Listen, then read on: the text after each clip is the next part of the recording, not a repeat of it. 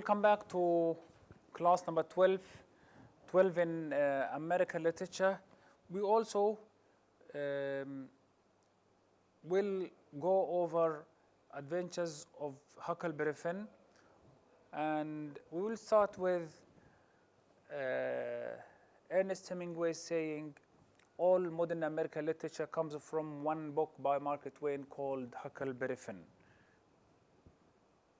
This is called,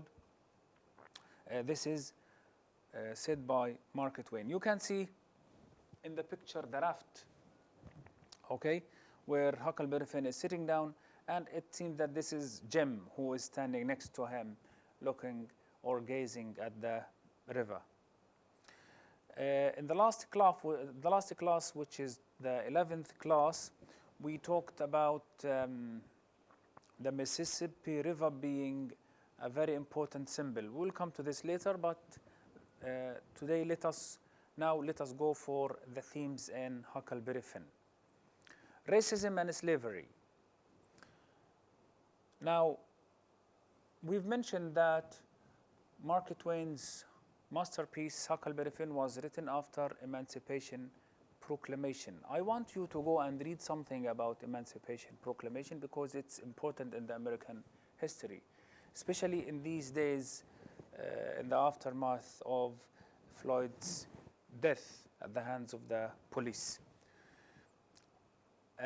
Written after Emancipation Proclamation, abolished slavery. You know the word abolish, yeah? To end slavery. But time period of story set during slavery. During Reconstruction, a less institutionalized form of slavery existed in the South. Yeah. Despite Emancipation Proclamation and during the Reconstruction period in 1860s and 70s, okay, less institutionalized form of slavery existed in the South. What does this mean? This means that you know that one of the major reasons of the Civil War in America was slavery. The South, the agricultural South, cherished the idea and embraced the idea of slavery, and they didn't want to abolish slavery, while the industrial and intellectual North wanted to abolish slavery under the leadership of the Republican President Abraham Lincoln, who eventually issued the Emancipation Proclamation. Now, even though number one, the Civil War ended in favor of the North, which united the whole states of America, the whole United States of America, and they became united again after this big division for 4 years. And the Reconstruction started. Slavery was abolished, but the South, however, and somehow insisted to keep slavery on. And this is why they say a less institutionalized form of slavery existed. Before it was institutionalized, before the Civil War, slavery was institutionalized. That is to say, it was legal by establishment. It was legal by official orders, official laws. But now it is not legal officially. It's not acceptable officially, but it is still there. This is why we say it's less institutionalized. The institutions did not accept it, but it was still there in a way or another. Now, the story is allegorical. Allegory, which is a portrayal of conditions of blacks in U.S. after end of slavery. When you talk about allegory, you talk about a symbolic story, okay, that discusses and satires. Usually allegory contains ridiculing the society. It ridicules the society and its norms, okay, including hypocrisy, including saying something and meaning something else, etc., etc.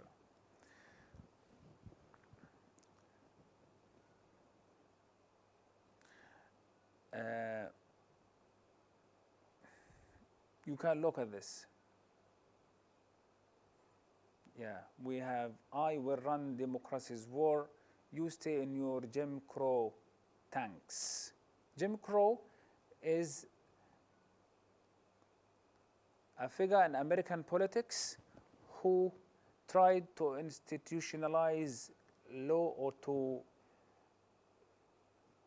promote slavery in a subtle way, okay? Jim Crow laws. They are cited sometimes now because they are infamous in the American history, the American history of democracy, okay? Why Negro labor? Why Jewish labor? Because these are minorities, okay? Discriminating employer, yeah. You can see slavery is still around. Hypocrisy of civilized society. The connection between civilized society and hypocrisy is apparent and clear in Huckleberry Finn. Okay?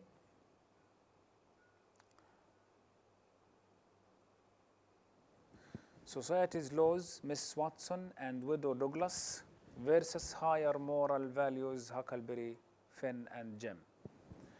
Yeah. Mark Twain's portrays Miss Watson, the one who adopted Huckleberry Finn, and her self-righteous sister, Widow Douglas. They are innocent, they are good, they are fine, but they abide by the unjust or unjust laws. They inflict injustice on the slaves without being aware that what they do is injustice. Okay? Huckleberry Finn is not like them. He is of higher moral ground than them. Rules and precepts that reflect faulty logic, okay, are abundant in the text. Now, Huck wants to be natural. He wants to go wherever he wants, to do whatever he pleases, without any restrictions, without any limits, but he is chased by these rules that want him to be civilized. And by the way, in the book you will find that civilized is written with S, indicating that Huckleberry Finn even doesn't know how to write the word, how to say the word, because it is out of his dictionary altogether, okay?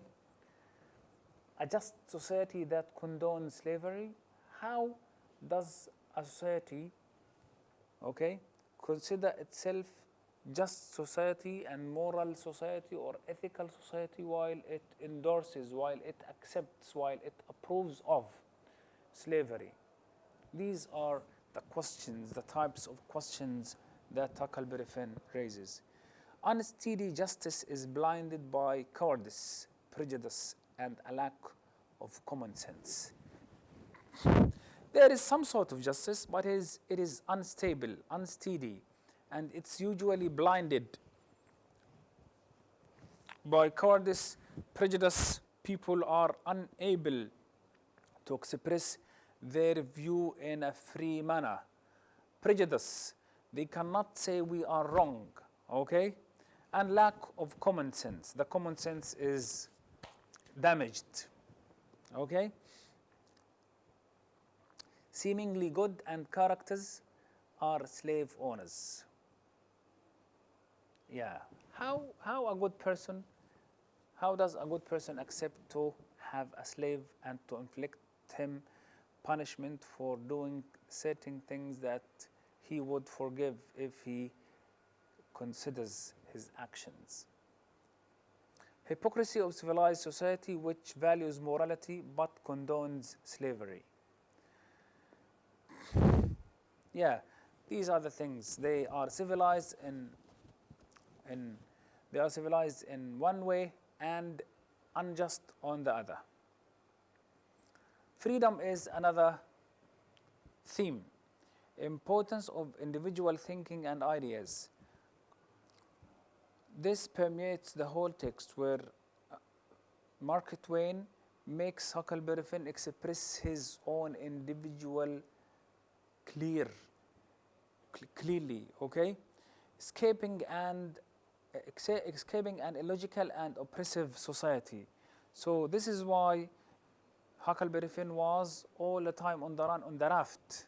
And we will come to the Mississippi River being a symbol of freedom, okay, like water, okay, flowing. Mississippi River as a safe haven where he can hide from the eyes of the society and the rules of hypocritic establishment.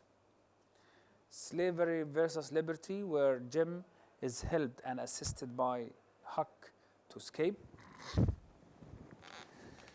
Outcasts labeled by citizens, mob mentality, are arguably the only truly free characters.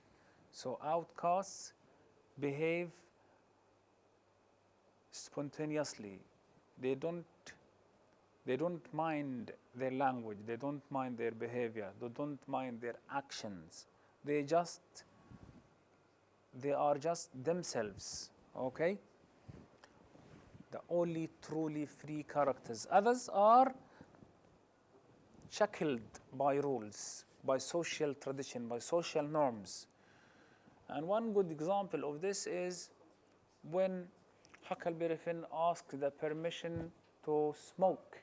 He's prevented by Miss Watson, but after a while he notices her having a sniff, smoking. This is the contradictory scene where people preach something and do something else. Food plays a prominent role in the novel. In Huck's childhood, he often fights pigs for food and eats out of a barrel of odds and ends.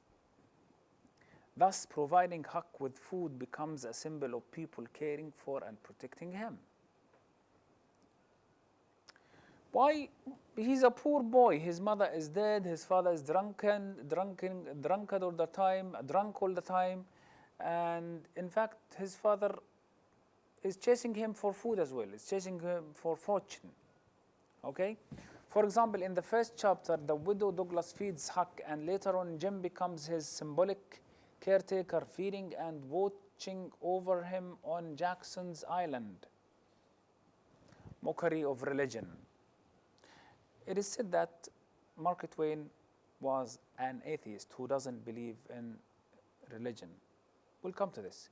A theme Twain focuses on quite heavily in his novel is the mockery of religion, the satire of religion, the ridicule.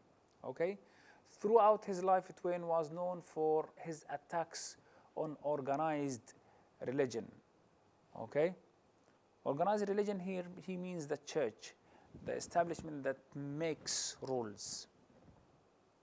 Huck Finn's sarcastic character perfectly situates him to deride religion, representing in Twain's personal views.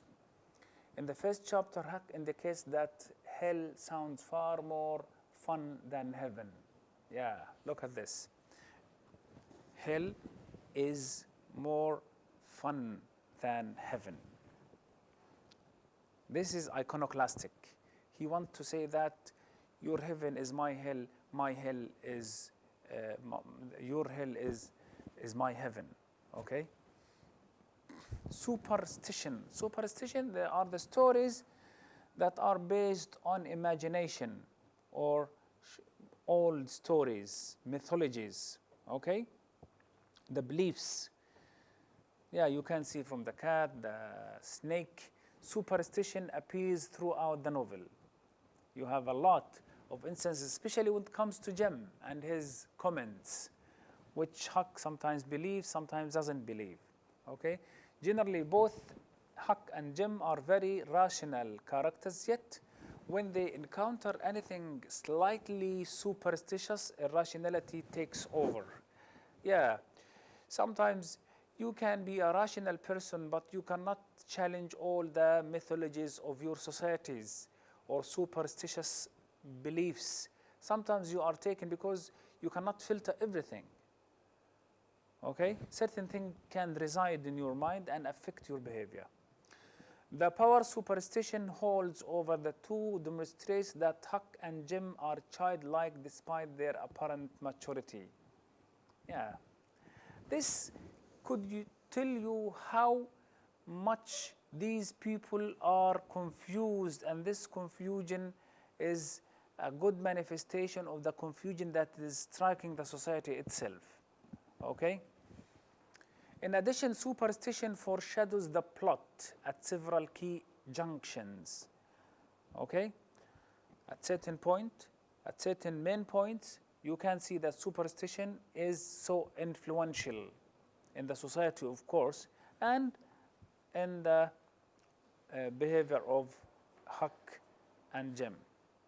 For instance, when Huck spills salt, Pab returns, and when Huck touches a snake's skin with his bare hands, a rattlesnake bites Jim. Maturation and development.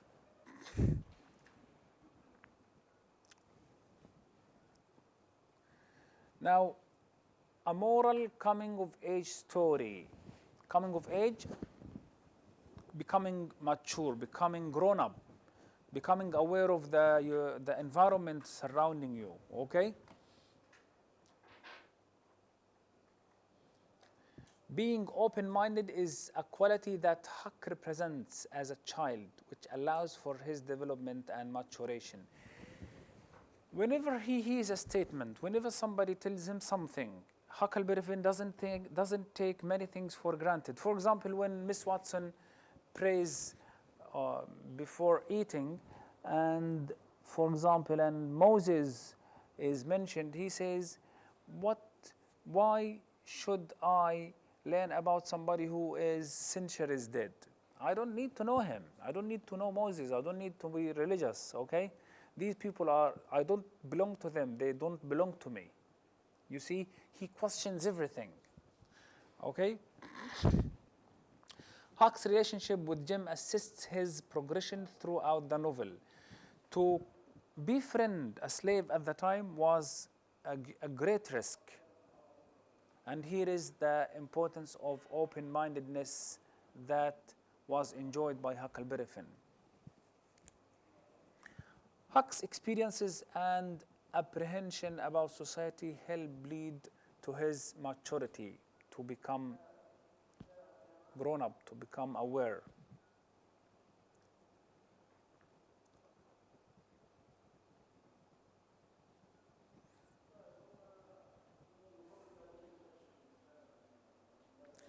Symbols: the Mississippi River, a source of freedom, a safe haven. You can see on the raft, nobody can catch them, okay? It's a symbol of life, a confluence of all currents of American life in the first half of the 19th century. It has everything in it. The land, life, land, real versus ideal, the river. The raft, tool for escape. It was used by Jim to escape the society and to float, safe place. Money separates the civilized from the outcasts. Yeah, money is important on all these aspects. Now, these terms I want you to take care of in addition to the terms towards the end of your textbook. Emancipation, Emancipation Proclamation, Reconstruction, Jim Crow laws, allegory, superstition, precept, mob mentality, building strong man, hypocrisy, satire, irony, dialect, parody. A man with a new idea is a crank until the idea succeeds. You know, Mark Twain is so influential in American literature, not only because he affected the language, but also he affected the form of writing in American literature. Okay, I want you to study how he influenced American literary tradition with his brave attitude and brave practice of language and form. Okay, I want now to mention something for the midterm exam. I prepared something for you, just in brief.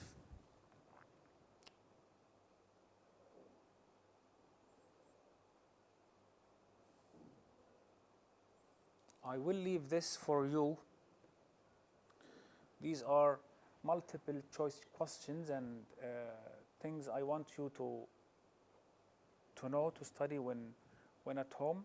I leave them for you on Moodle, and also I will leave something else for you.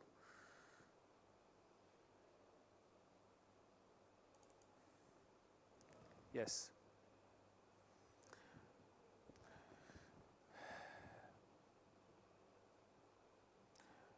These few pages will elaborate a little bit on the themes, especially freedom, conscience.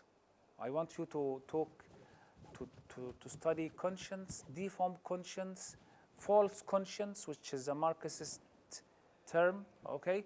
I want also you to focus on race and racism and the construction, of course. What is this? Burlesque, okay? I want you also to take care of this concept, okay? Burlesque. Realism and regionalism are two main concepts in Mark Twain's work. We talked in previous classes about regional literature, and by the way, you will come across this in the midterm exam. I wish you all success, inshallah. Mark Twain was a major contributor to the interconnected realist and regionalist movements. Remember when, we'll come to this when we talk about Huckleberry Finn moving to the territories which are not the land dwelled by the white Americans. It is the land dwelled by the Indians. And Indian is the word used by the book, but the more appropriate word you can use is the Native Americans, who are named by the white Europeans as the Indians. These regionalist movements flourished from the 1870s to the 1920s. I want you to take care of these regionalist movements and how they affected American literature, and what is the relationship between realism in American literature and regionalism. When we come to literary traditions, we have three main concepts that distinguish the American literature from European literatures. We have transcendentalism. Okay, I will finish off now because I'm given a signal to finish. We will talk about realist and regionalist techniques in Adventures of Huckleberry Finn later on. Please stay tuned and meet you on Zoom shortly. Thank you very much. Bye-bye.